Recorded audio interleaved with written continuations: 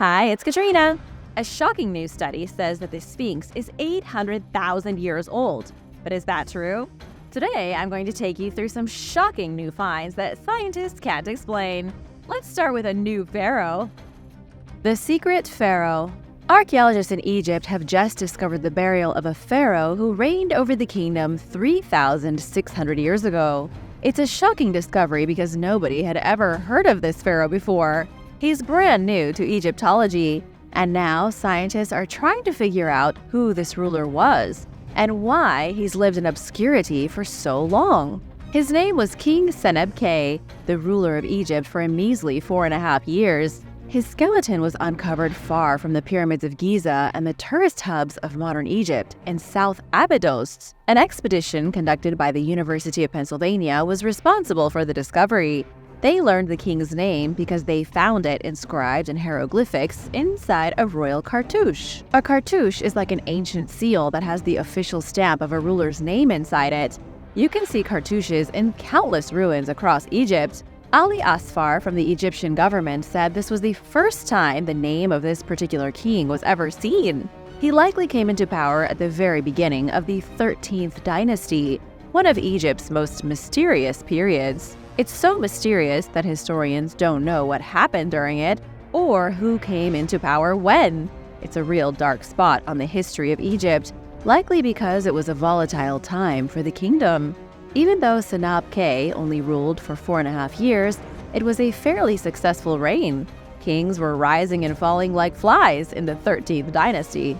Sadly, the discovery was tarnished by ancient thieves. King Seneb-K was originally mummified, but in the ancient past, tomb robbers tore him apart looking for treasure.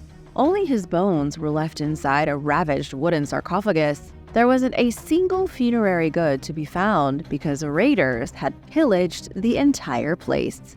And now for a break because it's shoutout time. I want to give a big thank you to Nome Khan Salman for the super thanks and for supporting this channel. It really helps a lot. If you haven't already, be sure to hit that subscribe button and join us. Exploring the Arctic. Around the year 330 BC, a Greek merchant of relatively little renown embarked upon a voyage. He went beyond the known realm of the Mediterranean Sea to lands believed to be nothing but myth. When he arrived back in Greece, nobody believed his stories because they thought he was crazy. But the truth is that Pytheas of Massilia may have been the first Arctic explorer. Not much is known about the life of Pytheas. He's believed to have studied astronomy and was a skilled navigator at sea. He documented his own voyage in writing, so historians know exactly what Pytheas believed he found, though unfortunately the originals aren't preserved. Most of his writing only exists in excerpts and copies made by other writers. Pytheas' narrative detailed a journey from the Mediterranean, beyond the Pillars of Hercules to Britain, and then to the North Sea. Pytheas was one of the first people to document the British Isles and the natives who lived there, but it's believed that Pytheas went even further. He traveled north, likely to Iceland. He went to a land the Greeks called Hyperborea, where great ice giants were said to roam across an empty landscape of snow and ice. The most incredible part of this whole thing is that Pytheas claimed that when he arrived in this mythical land of ice, he found people living there. Scientists don't know where exactly he traveled to, but they assume it must have been somewhere in Iceland. If it was Iceland, and Pytheas did find people living there, the history books need to change immediately. Iceland was completely deserted 2,300 years ago. Not a single person stepped foot on that piece of land until 1,000 years after Pytheas' journey. The Oklahoma Mystery Cup. In 1912, a perfectly formed metal bowl was broken free from a chunk of coal. The artifact was recovered from the mines of Wilburton, Oklahoma. The coal within these mines is roughly 300 million years old. But just how exactly did a metal bowl get stuck in a coal deposit from before human beings had even evolved? The perfectly formed piece of metal was discovered by Frank J. Kennard, who told his story in 1948. Frank wrote that at the time, he was working at the municipal electrical plant in Thomas, Oklahoma. He came across a chunk of coal that was too big to use, so he smashed it with a sledgehammer. And from the center of the smashed piece of coal, The iron bowl fell to the ground. It left an impression in the coal as if the coal had formed around it. But Frank's only witness was a man named Jim Stahl, another employee of the mine. Unfortunately, this is one of those discoveries that scientists can't explain. It's also a discovery that there's no physical proof of. The only evidence comes from Frank's written testimony of the artifact in 1948, the Govan Stones. At the Govan Old Parish Church in Glasgow, Scotland, there are some very unusual stones on display. The stones are part of the greatest collection of carved Viking monuments that have been found anywhere in the United Kingdom. At the moment, there are 31 of them, but new ones are being found all the time. Archaeologists keep digging them up, but the mystery of why they're at the church at all is unsolved. To understand the strangeness of the Govan stones, I have to take you back over 1,000 years. Govan was the religious epicenter of Strathclyde, a medieval kingdom within Scottish borders. Starting in the 9th century AD, Viking raids became unbearable for the locals. In 870, Vikings destroyed Dumbarton Rock, which was just south of Govan. The fortress there was obliterated, and local ruler King Artgal was taken as a slave by the Vikings. Then the Vikings moved up the river to Govan, where they likely established a base of operations. They were basically playing Risk in real life. They conquered one territory and then shifted soldiers to a new one and fortified it. As for the stones, historians aren't entirely positive what their purpose was. The best guess is that the stones were fashionable in commemoration of Viking victories and were used as grave monuments. Each stone is covered in intricate patterns and unusual symbols. When they were found in the 19th century, 21 of them were brought inside the church and put on display as relics. The truly astounding part of this discovery is that each stone is absolutely huge, weighing about half a ton. The implication of the stones is that this whole part of Scotland was taken over by the Vikings. Yet outside the Govan stones, little else exists in the way of proof of their activities. The Headless Skeletons. In the European country of Slovakia, archaeologists discovered a group of very unusual skeletons. The bizarre thing about the skeletons is that they don't have any heads. They were uncovered around an ancient Neolithic settlement from roughly 7,000 years ago. The skeletons are indicative of highly complex funerary rituals by a society scientists know nearly nothing about. So, let me start with the society itself. The ancient group is known as the linear pottery culture. They thrived in Slovakia and the surrounding region from between 5250 and 4950 BC. In most cases, they lived in tiny villages. But something happened in Slovakia that changed things completely. Ruins of 3 settlements have been found with almost 100 houses each. These were contemporary homes that held entire families. Each village could have contained about 600 people. That might not seem like much by modern standards, but it was a big deal for 7000 BC. Human beings had barely moved on from their Neanderthal beginnings at this point. Mesopotamian civilizations like Sumer and Akkad didn't even exist yet. Inside one of these 3 villages was a ditch filled with skeletons. But unlike all other cemeteries found from the same period and in the same region, the ditch contained headless corpses. What's even stranger is that the ditch appears to have been dug out around the settlement. It was almost like a moat filled with decapitated skeletons. But why in the world did this ancient village feel the need to create such a gruesome border? That's the very question that scientists can't answer. Nobody knows if it was the result of a massacre or if it was a weird ritual and dedication to some twisted death god. What do you think? Let me know in the comments. And while you're at it, be sure to subscribe. John Dee's Magic Crystal. John Dee is without a doubt the most famous wizard in English history, aside from Merlin, of course, who is likely Welsh and not English. Anyway, John Dee was a true-to-life version of Jafar from the Disney movie Aladdin. He was an astronomer, alchemist, and mage who was an advisor to Queen Elizabeth I. He was born in 1527 and died in 1609 after a very colorful life. What remains of John Dee today are his strange legends and a handful of mystical objects that he once used. In 2016, an exhibition opened at the Royal College of Physicians in London. The expedition put on display a handful of unusual relics that were wielded by John Dee 500 years ago. And amazingly, one of the objects was John's magic crystal.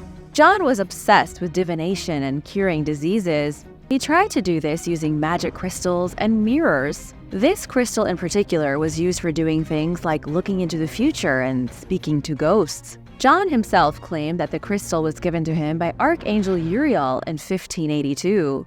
The angel supposedly told John how to use the crystal properly, and also gave him instructions on how to make the Philosopher's Stone. John then spent his entire life trying to follow the angel's instructions. After John's death, the crystal was passed down to his son, Arthur. Arthur passed the crystal on to Nicholas Culpeper, an alchemist of the 17th century. Nicholas used the crystal just like John had to try and cure illnesses, right up until 1651.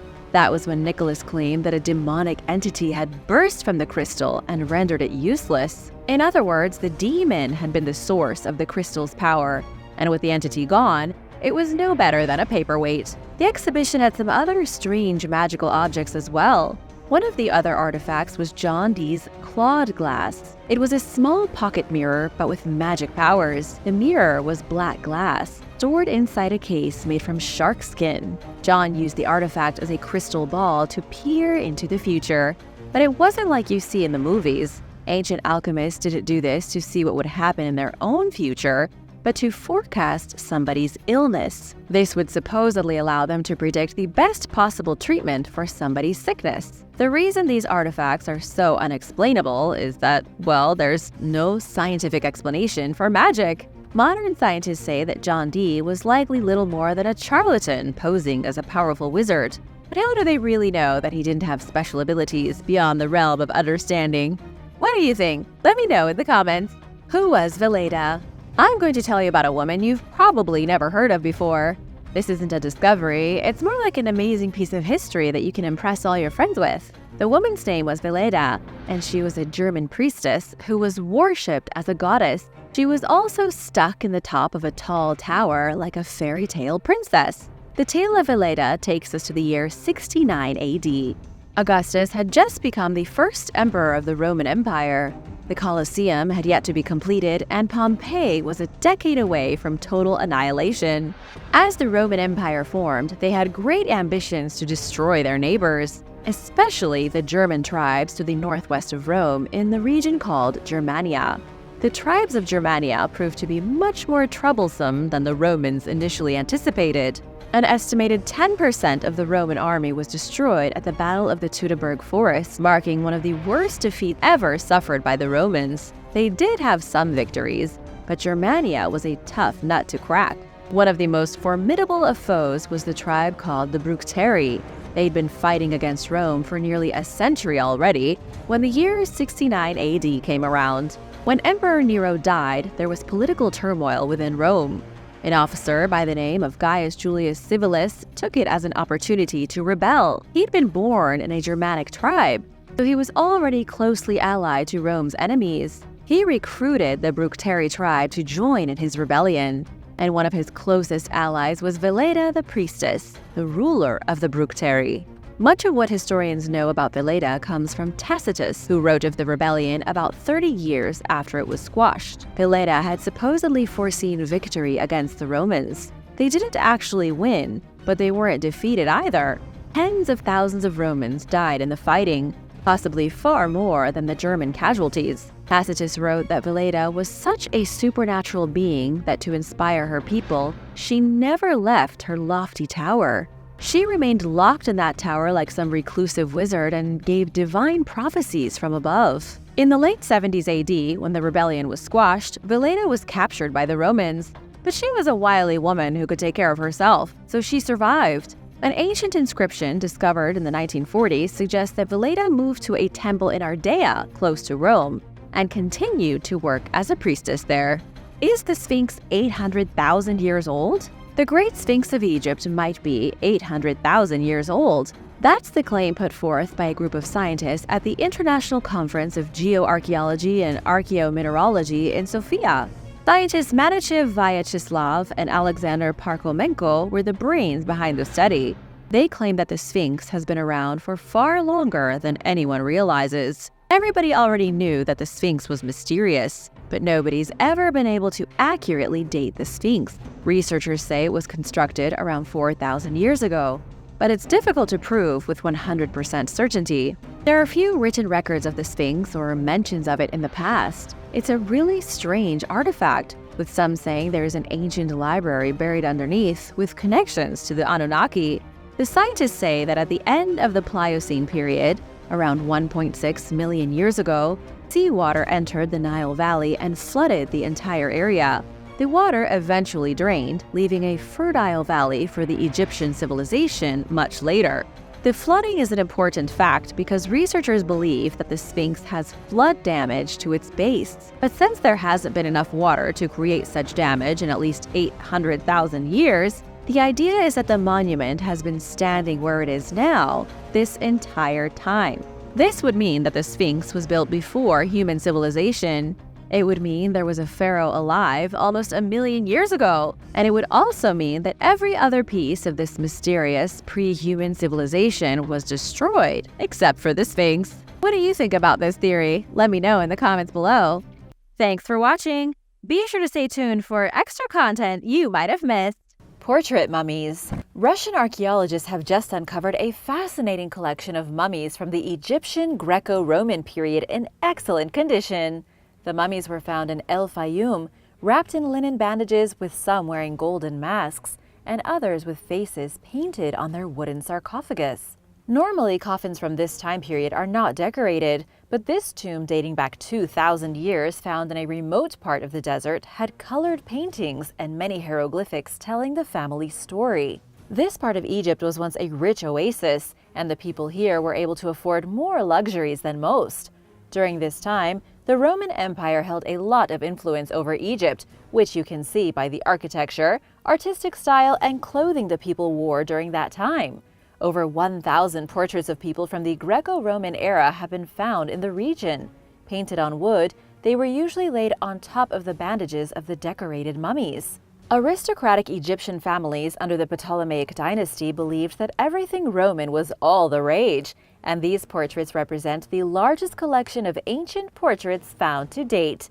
But when amateur archaeology began, everyone started just digging everything up at once and separating mummies from their coffins and their portraits from their faces. Finding ancient people buried thousands of years ago with an actual portrait of what they looked like is a miracle.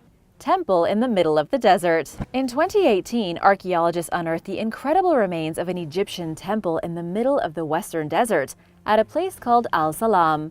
And even though researchers were only able to identify the temple and a few other artifacts, they say there is much more hidden beneath the sands. So far, they have found limestone statues of lions and a treasure of ancient coins in the Greco-Roman temple.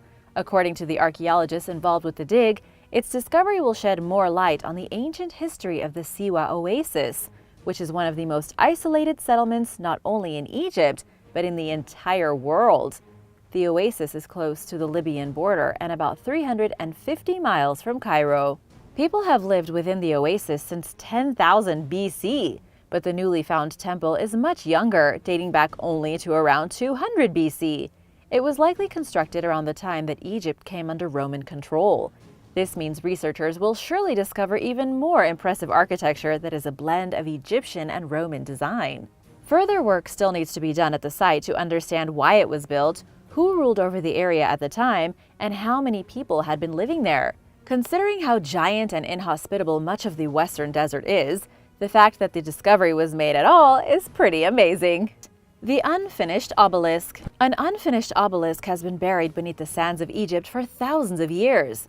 It is a massive structure that almost looks like a sleeping giant, half hidden beneath the desert. The obelisk was first discovered in Aswan in the south of Egypt in 2017, and it has been dated to be at least 3,500 years old. Most Egyptologists agree that the female pharaoh Hatshepsut commissioned the obelisk during the 18th dynasty. When finished, it would have measured 137 feet and weighed 1,200 tons. An obelisk is a giant tower with 4 sides, usually covered with hieroglyphics and often found at the entrances of temples. In fact, obelisks are such impressive displays of architecture and history that most are not even found in Egypt because the Romans stole them. In the past, most obelisks were monolithic, but today they have been built taller and are often composed of concrete and several stones, and some obelisks even have interior spaces. An example of one today is the Washington Monument, located in Washington, D.C. in the United States. But why did this Egyptian obelisk go unfinished?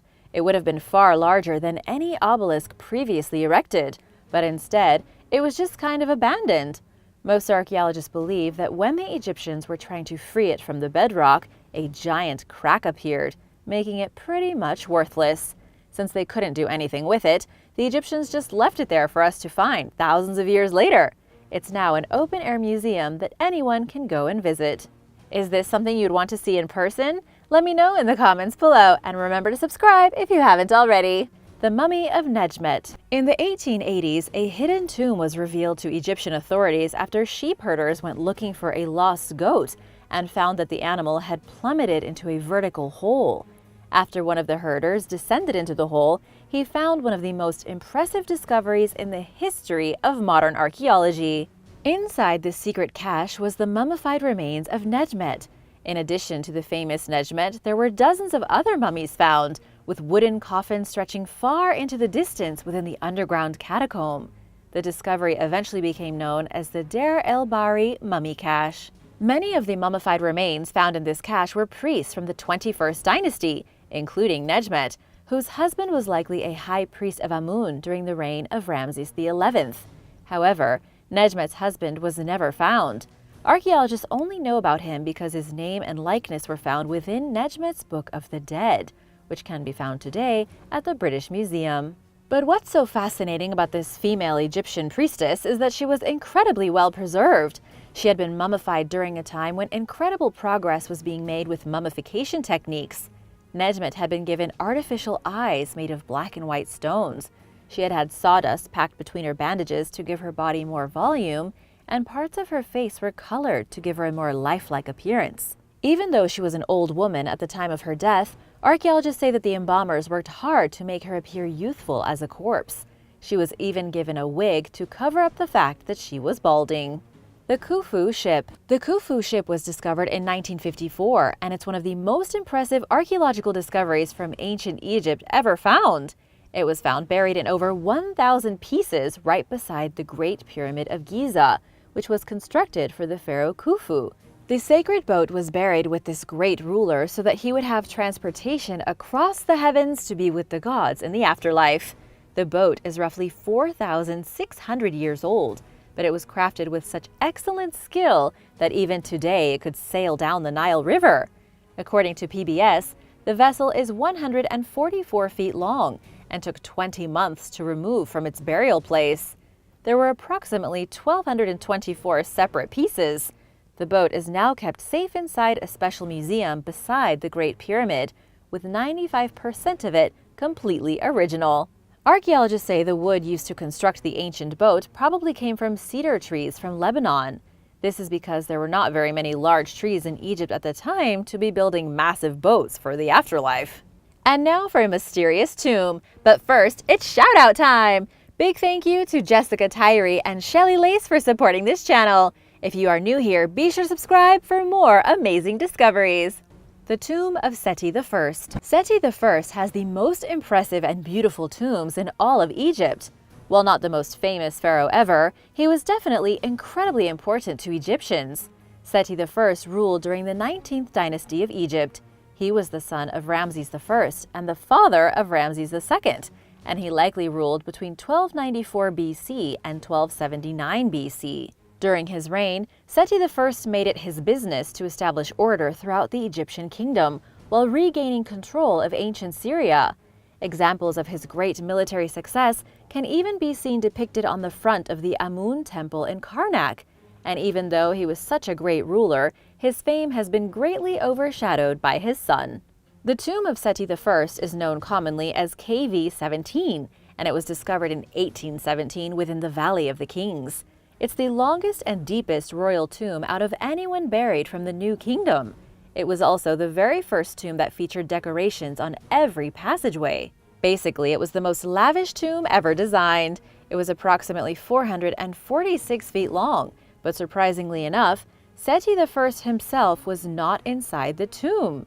His body was found in 1881 within the large mummy cache discovered at Deir el-Bahri. The Lost Temple of Pharaoh Ptolemy IV. Recently, construction workers drilling a new sewage drain in a small village in the north of Egypt stumbled upon something amazing. They discovered a temple thought to have belonged to Pharaoh Ptolemy IV, lost for the past 2,200 years. Drilling was immediately stopped once workers realized what they had found, and archaeologists were called in to do a proper excavation. What they discovered was nothing short of incredible.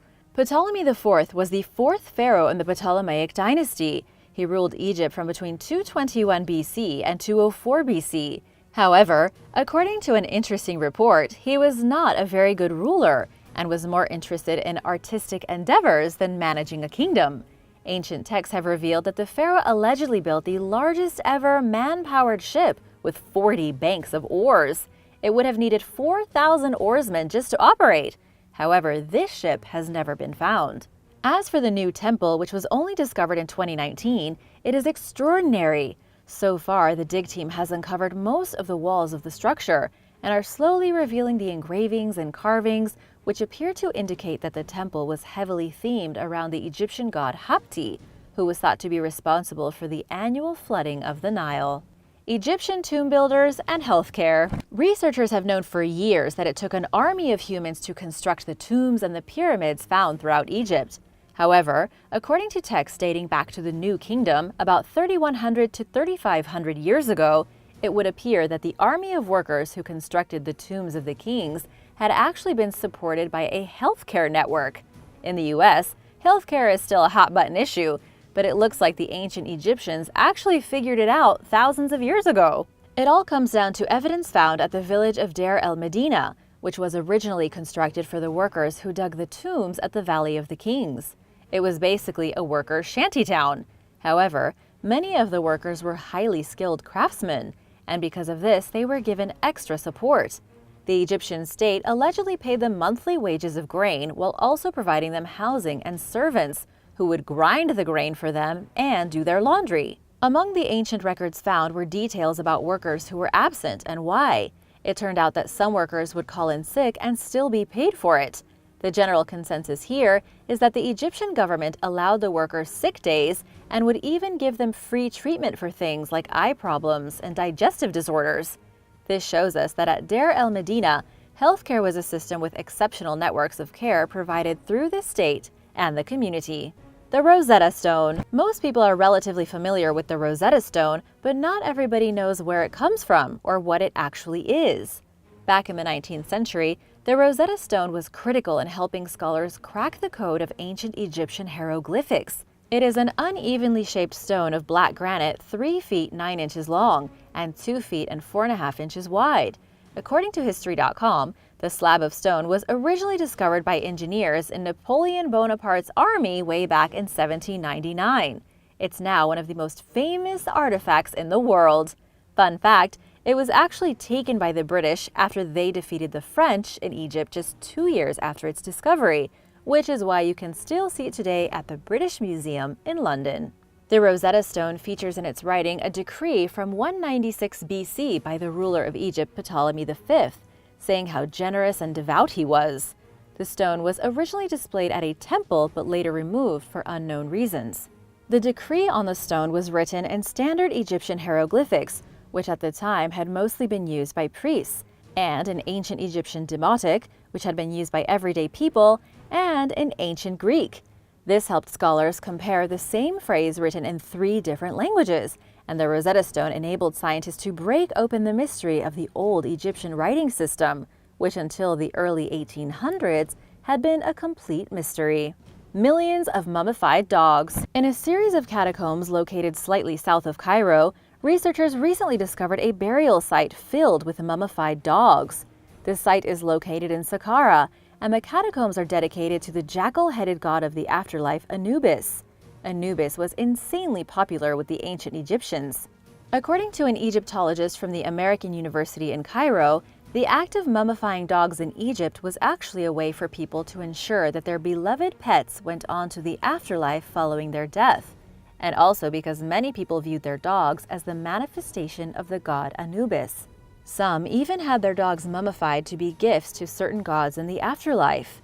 Thousands of years ago, these catacombs were a place people deposited their mummified dogs for a handful of religious reasons. According to the archaeologists, they deposited about 8 million of them. Thanks for watching! Be sure to stay tuned for extra content you might have missed. Ritual tools. In Egypt, the Ministry of Tourism and Antiquities just announced the discovery of a huge treasure trove of ancient tools that were likely used in religious rituals. Archaeologists say they were probably collected and put in one spot because the local priests feared an incoming invasion. And since they were found in such good condition given how old they are, it looks like they were successful in protecting them. They were discovered inside the Temple of the Pharaohs, north of Cairo. Researchers say some of the tools were likely used in daily religious ceremonies that honored the goddess Hathor. This assumption is based on a large limestone sculpture of Hathor, which was found along with the tools. There were ancient incense burners, a set of clay figurines, and even some small statues of the gods Taweret and Thoth.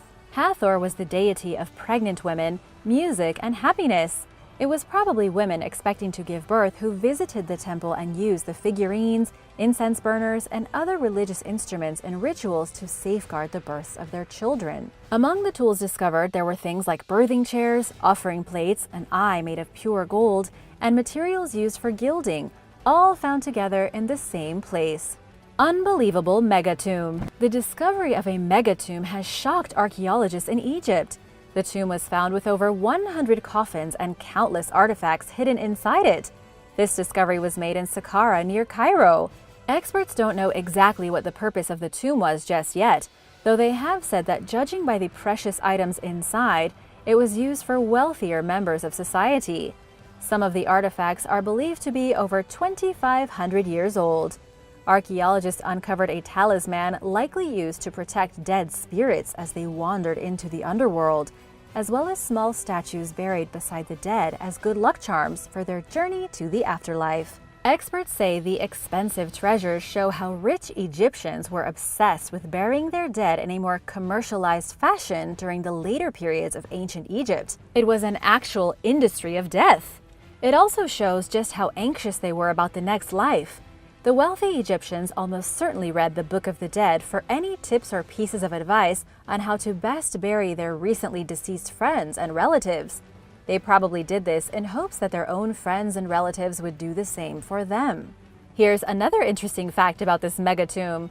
The excavators found coffins crammed into just about every available space underground. This is further evidence that mummification in ancient Egypt was a commercial venture. Carpenters, statue makers, priests, and everyone else involved in the process benefited from maximum mummification. More mummies, more money. Ancient family feuds. The translation of a mysterious will written 3,000 years ago in Egypt has revealed some shocking links between the ancient Egyptians and the people of today. The document is called the Will of Naunacht, and it tells the story of an old woman with 8 children. More than that, it tells the story of a serious family dispute. You see, the woman had decided that only some of her children would be the recipient of her estate. In this ancient will, she clearly expresses anger at some of her children for not taking care of her when she started getting old. See? Gotta take care of your parents! Naunacht lived in Thebes near the end of the New Kingdom period, with her last will and testament being created in November of 1147 BC. This was the 3rd year that Ramses V ruled over Egypt. She had first been married to a scribe, then to a workman who specialized in the creation of tombs. But what you might find really fascinating is that just like other women in ancient Egypt, she had legal rights equal to ancient Egyptian men. She decided that upon her death, she would distribute her wealth the way she saw fit, and this likely increased the turmoil within her family. Naunacht very specifically divided up her valuable copper assets to certain children, then forbade those children from sharing the copper assets with their other siblings. She basically denounces the bad children who wouldn't take care of her and gives all of her washing bowls, knickknacks, and other pieces of property only to her favorite children. Scandalous. Ancient Egyptians, they were just like us. New but ancient mummy. A bizarre mummy thought to be 4,000 years old has just been discovered while archaeologists excavated a mysterious burial chamber. Apparently, the remains have left experts a little confused. This newest discovery was made by the archaeologist Martina Bardonova, who was working in the southern Egyptian city of Aswan. Her Spanish research team was looking into the reign of the first female Egyptian ruler, Hatshepsut. They discovered a tomb that had never before been opened, and were extremely lucky to find a coffin that had remained hidden from looters for thousands of years. Within the coffin was the mysterious mummy. According to Martina herself, the mummy was ugly. In fact, she said it wasn't even really a mummy, just a dead person that had been really poorly bandaged. The deceased was an old woman when she was put inside the tomb, her body shrouded in a black material and jammed into a terracotta coffin. Bone experts are currently trying to get more details on the dead lady, so far only figuring out her age. But in fact, it's her age that has left the experts baffled. She was at least 70 years old when she died, maybe even more. This is outrageous because people almost never lived over the age of 25. Most people in ancient Egypt died from some kind of infection and were in the ground before they ever hit 30. A significant portion of women also died giving birth. Nobody has any idea how this woman lived to be 70, as there was nothing in Egyptian society to help the elderly. If she truly was that old, it was a total fluke. What do you think was her secret? Ancient Egyptian yoga? Meditation? Special diet? Let me know what you think in the comments below. The mysteries of Osiris. In the sacred Egyptian city of Abydos, there was once a religious festival dedicated to the god Osiris. It was a celebration of death and resurrection, one of the most important festivals that the ancient Egyptians had. Osiris was the lord of the afterlife, and nothing was more important in Egyptian society than what happened to a person after their body was put to rest. This ancient festival was so important, with people so obsessed with being blessed by Osiris, that everyone who could afford it erected a small chapel along the procession route, complete with offerings for the god of the dead. The procession started at the temple of Osiris, then traveled into the desert. And while Egyptologists can't do much except imagine what the great festival looked like, they have found plenty of reliefs in the city of Abydos showing the festivities. Based on ancient pieces of art, stone tablets, and reliefs on temple walls, this was a celebration on the same level as Christmas. If you could go back and participate in the Great Festival of Osiris, would you? Let me know in the comments below, and don't forget to subscribe if you haven't already. We have lots of videos like these coming up. Artifact in a cigar box. An ancient Egyptian artifact from 5,000 years ago was recently discovered in a very unusual place. The artifact dates back to between 3341 and 3094 BC, before the construction of the Great Pyramid. It was retrieved from the Queen's chamber inside the pyramid back in 1872, one of only 3 items found inside the chamber. It's a piece of cedar only about 5 inches long. It was found with a small ball and a bronze hook, with the latter 2 artifacts currently being held at the British Museum in London. The engineer, Wayneman Dixon, found it during excavations, then handed it over to Dr. James Grant, who had gone to Egypt in the 1860s to treat cholera. The fragment of cedar was eventually donated to the University of Aberdeen, though it mysteriously went missing 70 years ago. It was just rediscovered by a curatorial assistant named Abir El-Adani. The assistant was looking through the archives when she came across a cigar box with the Egyptian flag on it. It didn't quite look right, so she opened the box up to check. All she found was a small piece of wood. She didn't know what the fragment was immediately, though it was clearly important. It also clearly had something to do with Egypt, which piqued her curiosity since she herself is Egyptian.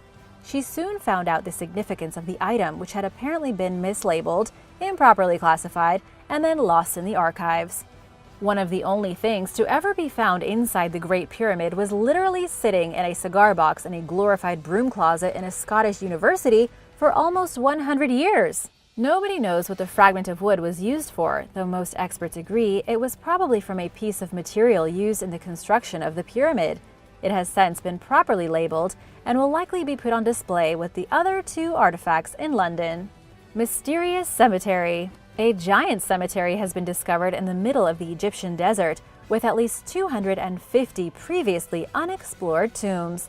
This is one of the biggest discoveries of the past decade, since nobody had any clue that there were hundreds of tombs carved into the side of a hill in the eastern desert. And to make things even more shocking, the tombs date back as far as 4,200 years ago and as recent as 2,100 years. The discovery was made 240 miles away from Cairo, with the tombs made throughout various parts of Egyptian history. The oldest was during what Egyptologists referred to as the Old Kingdom.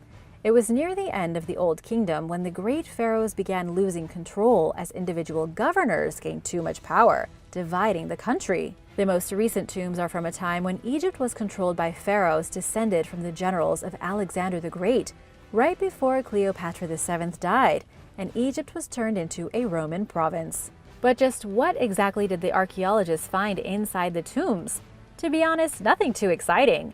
They found typical artifacts like cups, plates, small vessels, symbolic offerings for the dead, and strange spherical vessels used to hold liquids, perhaps perfume.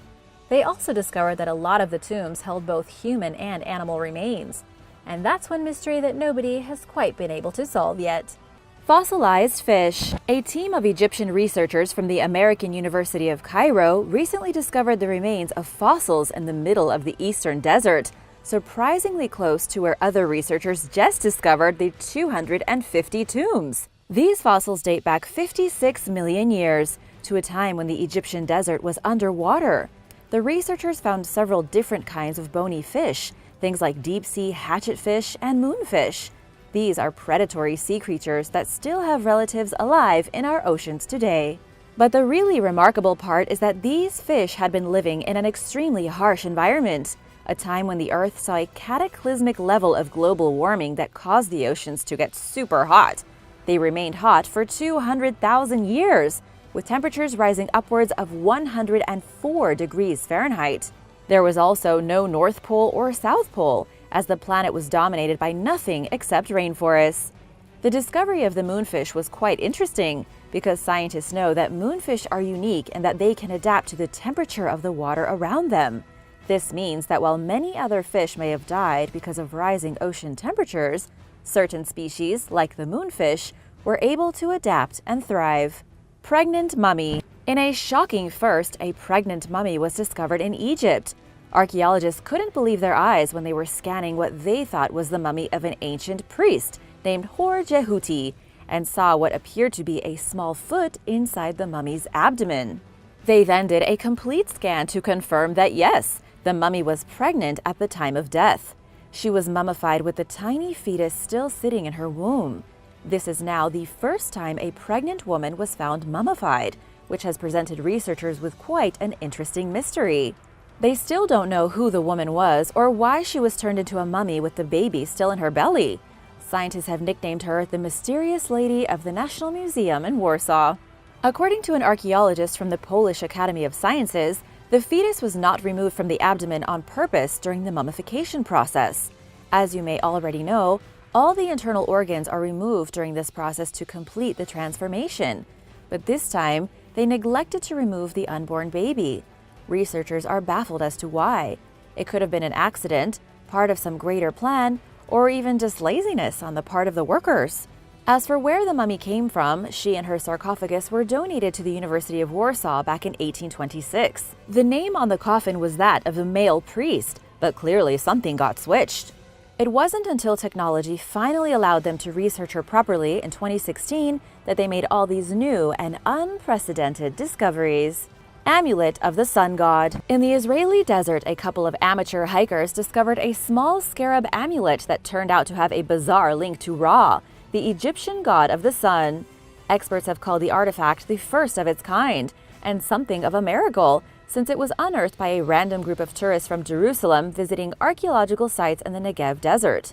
Sure, similar amulets have been found all across the Mediterranean from ancient Egypt, but this particular one is unique. According to archaeologists from the Israel Antiquities Authority, it dates back to the 9th or 8th century BC.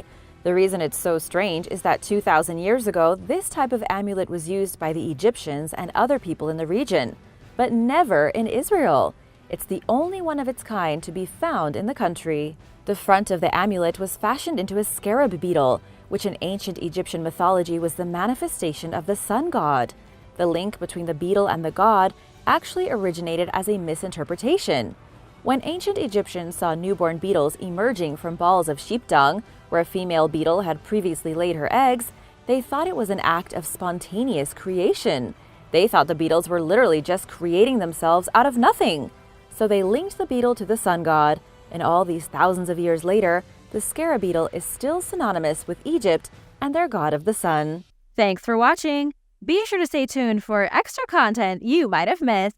Valley of the Monkeys. Archaeologists in Egypt have made some interesting discoveries in a place known as the Valley of the Monkeys in Luxor. But unlike the name would suggest, there aren't any actual monkeys here.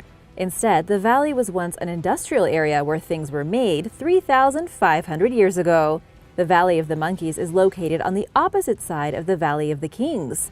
But it was here where the materials for the many tombs of the royal pharaohs were made. It dates back to the 18th dynasty of the New Kingdom between 1543 and 1292 BC, which means it was used for over 1,000 years. It was Egyptologist Zahi Hawass who took the lead on the excavations that went on here for over 2 years. Hawass and his team uncovered 30 workshops that had participated in the construction of funerary furniture, including things like sarcophagi, jars for holding internal organs, and many other artifacts and objects needed to bury the dead with honor. It was basically the Santa's workshop of ancient Egypt, pumping out all the supplies necessary for burying the pharaohs and other elites. The actual site was discovered in the early part of the 19th century by Napoleon Bonaparte and his army. But unlike the Valley of the Kings and the huge pyramids in Cairo, there wasn't much gold to be had in this valley, and so it was left alone until 2011. But that mission was halted due to political instability and didn't commence until 2017. But now we have a much better idea of how the Egyptians manufactured so much incredible stuff so quickly. Ancient rock-cut tombs. Hundreds of tombs cut into the rock in the middle of the desert have been sitting there for thousands of years just waiting to be found. Archaeologists were surveying the Al-Hamidiyya necropolis when they made the unexpected discovery. All across the mountain face, the team discovered the entrances to tombs carved in long rectangles into the rock. They found about 250 of them, though they expect there are more still waiting to be found in the region. How old are these tombs? They date as far back as 2200 BC and as recent as 30 BC. That's a span of over 2,000 years from the Old Kingdom of Egypt and into the time when Egypt was occupied by the Romans. The tombs here aren't quite as impressive as others found throughout the country. They are actually quite small and were probably used for housing the dead bodies of bureaucrats and some of the lower-tier members of society from the local ancient city of Akhmim. During the Old Kingdom, Akhmim was an important administrative center of the government. What's quite interesting is that historians are hoping to find out more about the Egyptian middle class. We already know so much about the pharaohs and the rulers of society from big, exciting sites like Saqqara and Luxor. But in this case, we have a chance to see what life was like for the average person, the more business or middle class of ancient Egypt, which might be more relatable than you might think. The Queen's Tomb. A strange Egyptian discovery was just made in Turkey, pretty far from Egypt's own borders. A series of tombs were found that date back to around 10,000 years, according to some reports. The tombs themselves are actually Lycian, from a vastly different culture who lived in modern Antalya near the old city of Myra. The ancient Lycians who built these amazing tombs believed that there was a winged monster who would come down from the skies and take the dead souls to the afterlife.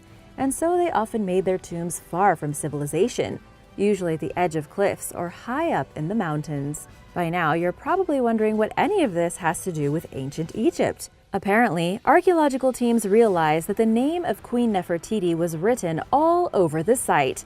That doesn't really make any sense, because the tombs were made somewhere around 400 BC, and Queen Nefertiti came from the 18th dynasty of Egypt, living between 1370 and 1330 BC.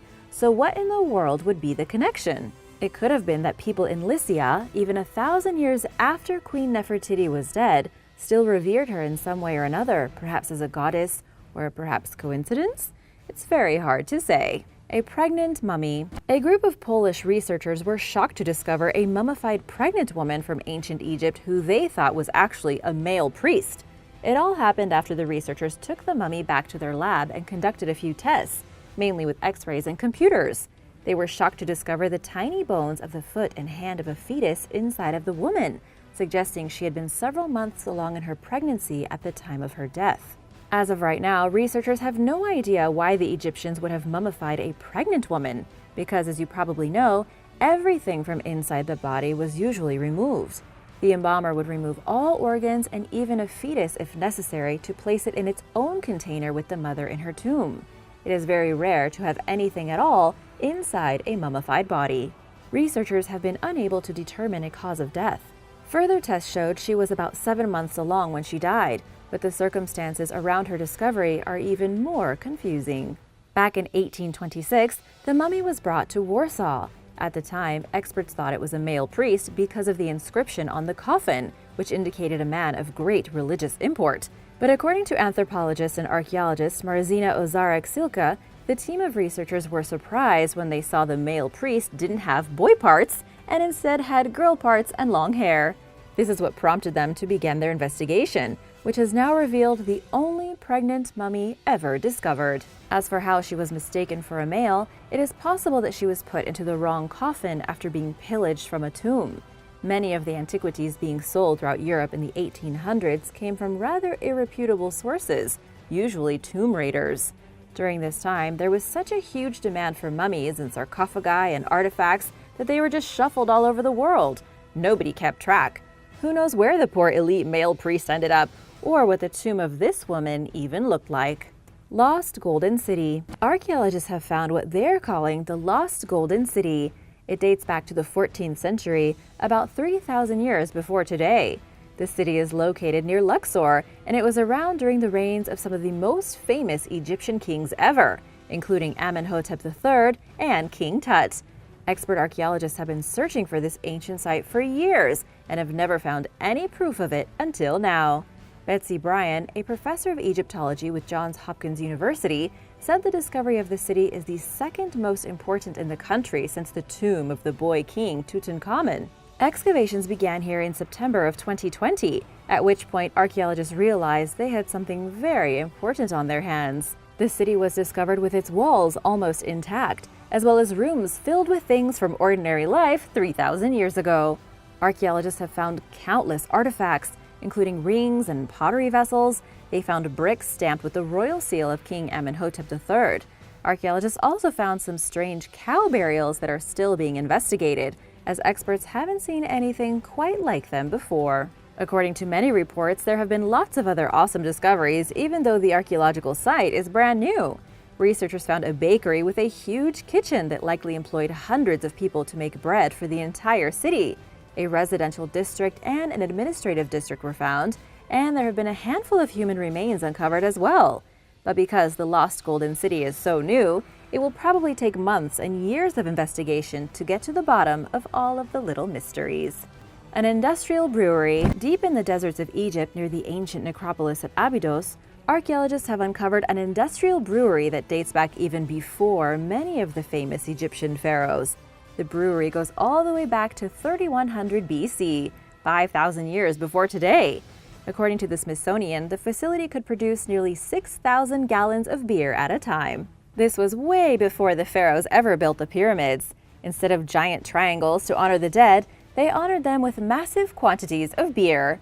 It's not exactly clear why this changed, but during the reign of King Narmer, beer was a necessary part of funerals and religious rituals. Archaeologists found 8 giant areas where the beer was produced, with each area boasting about 40 pots arranged in a row that would have been filled with grains and water, heated and fermented into beer. It's unclear if beer was used also as just a regular day-to-day drink during ancient times, or if it was just used for important ceremonies. Either way, it was a very important part of life. Ancient church ruins. The ruins of an ancient Coptic church were just found in Egypt along with a Roman fort. The discovery took place in the Aswan province, far to the south where Egypt borders on Sudan, or what was once the Kingdom of Nubia. The church was actually built inside the ruins of the Roman fortress, dating back to the Ptolemaic dynasty around the year 323 BC. This was after Alexander the Great died, and his general Ptolemy I took over as the ruler of the Egyptian Empire. There was a very bizarre mix of relics found at the site, including a sandstone panel showcasing Roman artwork with the image of a mysterious Roman emperor standing beside an altar dedicated to an unknown deity. The church was actually built out of the ruins of the Roman fort, so it's unclear how long the church was used for or just how many worshippers it had. The Coptic people make up about 10% of Egypt's total population and can be traced back through a long line of ancient Egyptians who converted to Christianity about 2,000 years ago. It would have been these people who operated and lived in the church, though almost nothing is known about them or their activities. The Golden Tongue. On the outskirts of Alexandria, researchers recently found mummies buried with golden tongues. Archaeologists were working at a temple on the outskirts of the city when they stumbled upon 16 burial chambers. 2 of the people buried here had tongues fashioned from gold still inside their skeletal jaws. Apparently, the tongues were used to ensure that those who had died would be able to speak once they reached the afterlife, suggesting they may have had speech impediments or had been mute during their lives. The temple in which the golden-tongued mummies were discovered is known as Taposiris Magna. It was found filled with other golden artifacts as well, including a funerary mask decorated with golden flakes and decorations depicting the Egyptian god of the dead Osiris, covered in gold. In ancient times, gold was usually reserved for decorating funeral masks of important rulers, such as Tutankhamun. Gold was also sometimes molded onto the fingers and toes of the deceased. According to Jennifer Hauser-Wegner, the curator of Egyptian artifacts at Penn Museum in Philadelphia, other golden tongues have been found before as well. This is because gold, to the Egyptians, was an everlasting material that never tarnished and always shone brightly.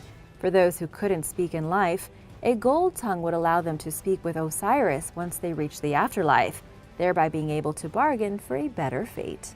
Egyptian mud mummy. Archaeologists have once again discovered another Egyptian first. The discovery of a very rare mud mummy has surprised experts all over the world. It is an unparalleled find, and here is why. The mummy was encased literally in mud instead of the traditional linens and coffin. It basically had a mud shell around it when archaeologists opened the coffin to take a look. It's possible that the mud was used to stabilize the mummy after it had been damaged. Either that, or it could have been something like a poor man's mummy. Someone may have used mud to try and copy what the elite people in society were doing with their dead at the time. The royal Egyptians used a type of resin that was usually imported, and this stuff was very expensive. So mud would have been a more affordable solution that was widely available. The question now is, was this perhaps a common custom? Mud on its own would most likely disintegrate over time, and that might explain why no other mummies like this have been found. But perhaps this was a common practice for the poor thousands of years ago? This mummy dates back to 1207 BC, and researchers discovered it in the wrong coffin. The box was designed for a female who died more recently, though researchers have not been able to find out who she was. It could be that someone robbed the coffin to put their own body inside of it, wrapping a dead loved one in mud, and then disposing of whoever was buried there in the first place. The Sakara Queen. A new and fascinating discovery has come out of the Sakara necropolis south of Cairo. The vast burial grounds here are some of the most important in the whole country. Sakara is home to over a dozen pyramids, including the oldest in Egypt. There have been thousands of artifacts found throughout the past few decades of excavation. But one of the biggest recent discoveries from this place is the identity of a queen who perished roughly 4,000 years ago. Her tomb was discovered near the pyramid of King Teti, who ruled during what is known as the Age of the Pyramids between 2680 and 2180 BC. But even after the tomb of the queen was discovered, archaeologists couldn't figure out her name. That was over 10 years ago. Then, just a few months ago, researchers came across a funerary temple with the queen's name found carved on the wall and etched onto a fallen obelisk. Her name was Queen Nate, and nobody has ever heard of her before. She is brand new to the world of Egyptology and nobody knows anything about her. But as the excavations continue at Sakara, hopefully more will be revealed about this mysterious queen. There are still 52 burial shafts to investigate at Sakara, over 50 wooden coffins filled with mummies, and uncountable treasures. Thanks for watching! What's your favorite Egyptian discovery? Let me know in the comments below, and be sure to hit that subscribe button if you haven't already. See you next time! Bye!